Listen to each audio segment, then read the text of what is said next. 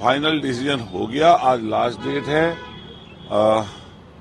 योगेश वर्मा जी symbol लेके गए हैं। देखिए, राजनीति में और सामाजिक जीवन में कई बार अलग अलग तरीके के मोड़ आते हैं और मैं समझता हूं माननीय राष्ट्रीय अध्यक्ष जी ने जब ये फैसला लिया है तो कुछ सोचा होगा, समझा होगा। फाइनल डिसीजन हो गया। आज लास्ट डेट है। योगेश वर्मा जी सिंबल लेके गए हैं और वो नामांकन आज करेंगे। योगेश वर्मा जी उनकी वाइफ? ये मतलब मुझे कंफर्म नहीं, लेकिन मुझे लगा कि क्या नाम शायद वाइफ का ही है। लेकिन आपको मिला था टिकट पहले किसी और को, फिर आपको मिला। एक कार्यकर्ताओं में खुशी थी और अचानक से अब ये फिर से टिकट कट जाना। कल आप नामांकन दाखिल कर चुके थे। देखिए, राजनीति में और सामाजिक जीवन में कई बार अलग अलग तरीके के मोड़ आते हैं और मैं समझता हूं माननीय राष्ट्रीय अध्यक्ष जी ने जब ये फैसला लिया है तो कुछ सोचा होगा, समझा होगा और शायद इसलिए भी हम लोगों को बुलाकर कहा कि हम लोग पार्टी के पुराने कार्यकर्ता हैं और उन्होंने हमेशा कोशिश की है कि भाई मदद हो।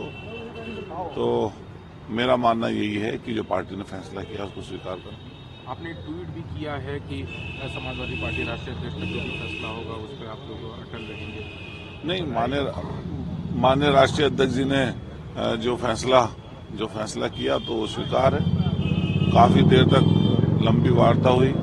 उस लंबी वार्ता में कई बातें आई। हालांकि वो बातें ऐसी हैं कि मान लिया उसको तो हम लोग डिस्क्लोज नहीं कर सकते, लेकिन राष्ट्रीय अध्यक्ष जी ने बात की और बात करने के बाद में फैसला किया। बहुत सुबह आज आपको बुला लिया उन्होंने? हाँ, मतलब पूरी रात से हम लोग यहीं पे थे तो साहब जल्दी आए। माननीय राष्ट्रीय अध्यक्ष जी सुबह जल्दी आए और राष्ट्रीय अध्यक्ष जी जल्दी आकर मुझसे बात की और दोनों लोगों की सहमति बनाकर फिर उनको जो है सिंबल देकर भेजा। एनडीए के साथ ही जयंत चौधरी ने कहा कि समाजवादी पार्टी में कुछ ही देर के लिए टिकट मिलता है, फिर टिकट कट जाता है। बीजेपी भी इस पे कह रही है कि आपको प्रत्याशी ढूंढने में नहीं मिल रहे, इसलिए सबको वहां पे मैनेजमेंट नहीं हो पा रहा समाजवादी पार्टी में। देखिए, वो मान लिया विपक्षी दल हैं तो वो अपनी प्रतिक्रिया दे सकते हैं और प्रतिक्रिया कोई हमारी पार्टी के पक्ष में तो होगी नहीं। तो मान लिया वो विपक्षी दल हैं तो अपनी विपक्षी जैसी प्रतिक्रिया देंगे।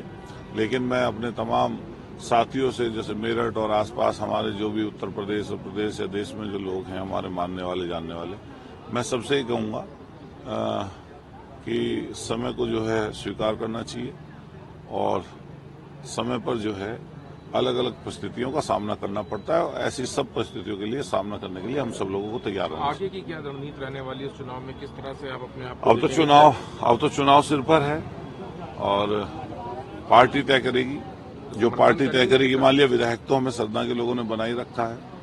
संघर्ष की हमारी एक पहचान है तो वो संघर्ष लगातार जारी रहे। प्रत्याशी को सपोर्ट करेंगे? नहीं, प्रत्याशी तो नहीं, प्रत्याशी मान कर दिया तो उसको सपोर्ट करेंगे। कहीं अफसोस होगा, दुख होगा एक लंबे? नहीं, मान लिया ऐसा है ना, जैसे कोई कहने लगे कि भाई आपका टिकट कट गया तो खुशी हो रही है, तो ऐसा तो होता नहीं है। मतलब ये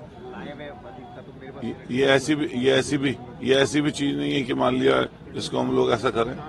तो लेकिन पार्टी के राष्ट्रीय नेतृत्व ने, माननीय राष्ट्रीय अध्यक्ष जी ने कुछ तय किया और मुझे यहाँ पर बुलाया, मुझसे बात की और काफी लंबी देर तक वार्ता की। तो मैं कहूँगा कि हम लोग उसे स्वीकार करते हैं।